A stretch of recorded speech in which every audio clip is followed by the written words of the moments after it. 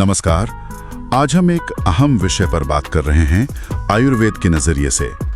विषय है पुरुषों में नपुंसकता और वीर्य से जुड़ी कमजोरी, और हम कोशिश करेंगे कि इन पारंपरिक विचारों और इलाजों को थोड़ा समझें।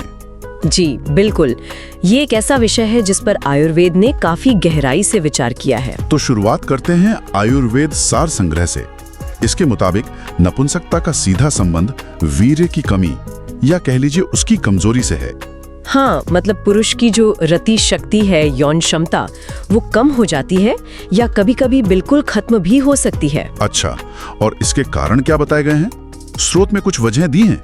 जी, जैसे एक मुख्य कारण बताया गया है वीर्य का बहुत ज्यादा क्षरण होना। मतलब जैसे स्वप्न दोष या हस्तमैथुन से? हाँ, उससे। इससे क्या होता है कि नसें और मांसपेशियां कमजोर पड़ जाती हैं और फिर जननेंद्रिय में ढीलापन, शिथिलता आ जाती है। अच्छा, और मानसिक कारण भी होते होंगे? बिल्कुल, मानसिक तनाव, चिंता, ये सब भी एक भूमिका निभाते हैं। और हाँ, धातु क्षय का भी जिक्र है। धातु क्षय, ये क्या होता है? धातु क्षय मतलब शरीर के जो जरूरी ऊतक हैं, जो टिश्यूज हैं, उनकी कमी हो जाना। और इसकी वजह से भी पुरुष में काम इच्छा की कमी हो सकती है या वो पूरी तरह खत्म हो सकती है। समझ गया। तो ये तो हुई समस्या और उसके कुछ कारण। अब आते हैं समाधान पर। आयुर्वेद में इसके लिए क्या उपाय हैं? मैंने सुना है कुछ खास तरह की भस्मों का जिक्र आता है। हाँ बिल्कुल, ये आयुर्वेद की एक खासियत है। देखिए, आयुर्वेद इस स्थिति के लिए खनिज आधारित मतलब मिनरल बेस्ड औषधियों का इस्तेमाल करता है, जिन्हें खास तरीके से तैयार किया जाता है और उन्हें भस्म कहते हैं। भस्म, अच्छा। माना जाता है कि ये शरीर पर बहुत गहरे लेवल पर काम करती हैं। हाँ, स्रोत में कुछ नाम भी दिए हैं, जैसे एक है हीरा भस्म। सुनने में ही काफी शक्तिशाली लग रहा है। जी हाँ, हीरा भस्म को तो भयंकर नपुंसकता के लिए मतलब सीवियर केसेस में अद्वितीय माना गया है। कहते हैं ये वीर्य बढ़ाती है और मैथुन शक्ति देती है। अच्छा, और फिर है बंग भस्म। ये खास तौर पर तब काम आती है जब वीर्य क्षरण से कमजोरी आई हो, मतलब शरीर शुक्र को यानी वीर्य को धारण न कर पा रहा हो।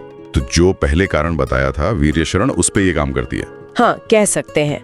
फिर यशद भस्म का भी जिक्र है। यशद भस्म, जी, ये भी वीर्य क्षय में फायदेमंद है और साथ ही मेधा यानी इंटेलिजेंस और बल यानी स्ट्रेंथ भी बढ़ाती है। अच्छा, ये तो मल्टीपर्पज हुई।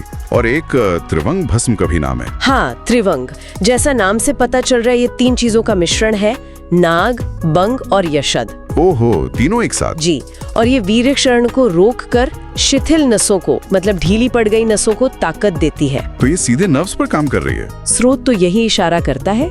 इसी तरह नाग भस्म भी है, वो भी नसों की कमजोरी से जुड़ी नपुंसकता और धातु क्षय में उपयोगी बताई गई है। और एक पारद भस्म भी है, जिसे रस सिंदूर भी कहते हैं। ये भी शरीर को शक्ति और मैथुन क्षमता प्रदान करती है। तो मतलब कई सारी भस्में हैं अलग अलग स्थितियों के लिए। जी हाँ, बिल्कुल। इनका मूल सिद्धांत क्या है? ये सब काम कैसे करती हैं शरीर में? देखिए, अगर हम एक बड़ी तस्वीर देखें तो ये सारी भस्में शरीर के जो मूल तत्व हैं, जिन्हें आयुर्वेद में धातु कहते हैं, उनको फिर से भरने मतलब रिप्लेनिश करने और मजबूत करने पर जोर देती हैं। अच्छा, रीबिल्डिंग जैसा कुछ? हाँ, एक तरह से। आयुर्वेद का मानना है कि शरीर जब अंदर से मजबूत होगा तभी ऐसी समस्याओं का स्थायी हल निकलेगा। स्रोत में देखिए, वाजीकरण और शुक्रल द्रव्यों का भी जिक्र है। वाजीकरण और शुक्रल, ये क्या है? वाजीकरण वो द्रव्य हैं जो रति शक्ति बढ़ाते हैं, जैसे कौंच के बीज। और शुक्रल वो हैं जो शुक्र यानी वीर्य को बढ़ाते हैं, जैसे सफेद मूसली। अच्छा, तो ये जड़ी बूटियां भी उसी सिद्धांत पर काम करती हैं, शरीर को ताकत देना और जो जरूरी चीजें कम हो गई हैं उन्हें बढ़ाना।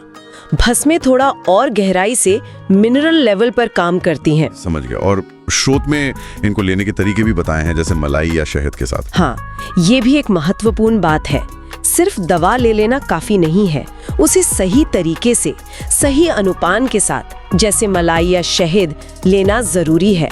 ये दिखाता है कि आयुर्वेद में दवा के सही उपयोग पर कितना ध्यान दिया जाता है, ताकि शरीर उसे ठीक से एब्जॉर्ब कर सके, अपना सके। तो अगर हम इस पूरी चर्चा को समेटें तो आयुर्वेद नपुंसकता को वीर्य की कमी और उससे जुड़ी शारीरिक और मानसिक कमजोरी से जोड़कर देखता है जी। और इसके इलाज के लिए भस्मों और जड़ी बूटियों का इस्तेमाल करता है ताकि शरीर को अंदर से ताकत मिले, जरूरी तत्व पूरे हों। बिल्कुल, ये सिर्फ लक्षणों को दबाना नहीं है, बल्कि जो मूल कारण है, जो जड़ है, उस पर काम करने की कोशिश है।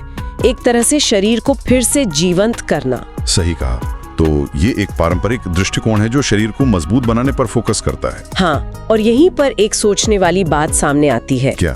कि जीवन शक्ति और कायाकल्प मतलब रिजुविनेशन के लिए इन शक्तिशाली, खासकर खनिज आधारित चीजों का इस्तेमाल करने वाला ये प्राचीन नजरिया, ये आज के जो आधुनिक मेडिकल तरीके हैं यौन स्वास्थ्य के लिए, उनसे कितना अलग है या उनकी तुलना कैसे की जा सकती है? ये वाकई सोचने वाली बात है कि एक ही स्वास्थ्य समस्या को देखने और उसे ठीक करने के कितने अलग-अलग फलसफे, कितने अलग-अलग तरीके हो सकते हैं। ये अपने आप में एक दिलचस्प विचार है।